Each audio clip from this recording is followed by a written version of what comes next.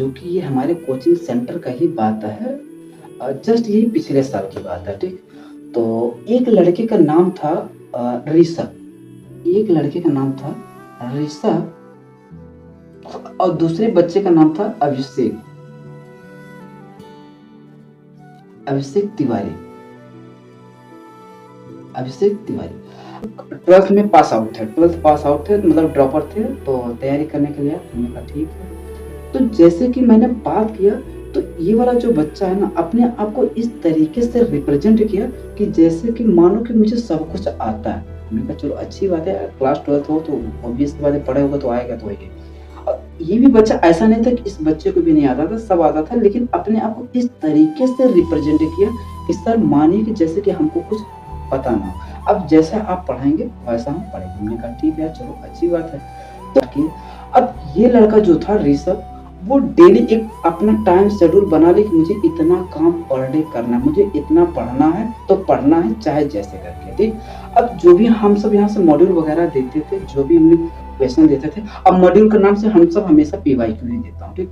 तो पीवाईक्यू देता था, तो वो पर डे बना लिया था कि मुझे 10 क्वेश्चन 15 क्वेश्चन डेली करना।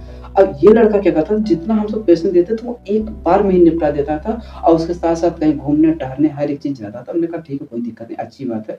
तो पढ़ने में खैर अच्छा था, ऐसी बात नहीं, पढ़ने में नहीं थे।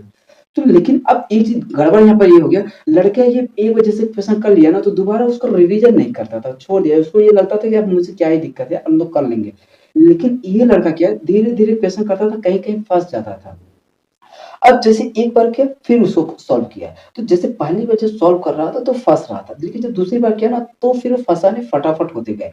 और वही चीज़ें वो पूरी साल तक करता गया और लास्ट में जब ये अपने आप को रिप्रेज़ेंट किया ना, तो इनसे कई गुना ज़्यादा खतरनाक हुआ, लेकिन इसको भरोसा ही नहीं होता था कि ये लड़का हमसे आगे निकल गया। वो उसकी एक जैसे होता है ना, माइंड में बैठ जाता कि यार हमसे आगे कोई नहीं है। तो भाई साहब जब ये मॉक टेस्ट देने लगे ना, तो दोनों में ज़मीन आसमान का डिफ़रेंस हुआ और जैसा मॉक टेस्ट में इस बच्चे का आता था ना, वैसा ही जेईई मेंस में आया। और ये भाई साहब जो थे, इनको एक जो वहम बैठा था कि हम तो जाएँगे जेईई मेंस में यूँ ऐसे उड़ा देंगे। बता रहे भाई साहब कट ऑफ भी नहीं टॉप पाए। तो कुछ बच्चे ऐसे होते हैं जो अपने आप को दिखाते हैं कि हाँ, हमको तो ये क्वेश्चन उड़ा देंगे, ये कर देंगे।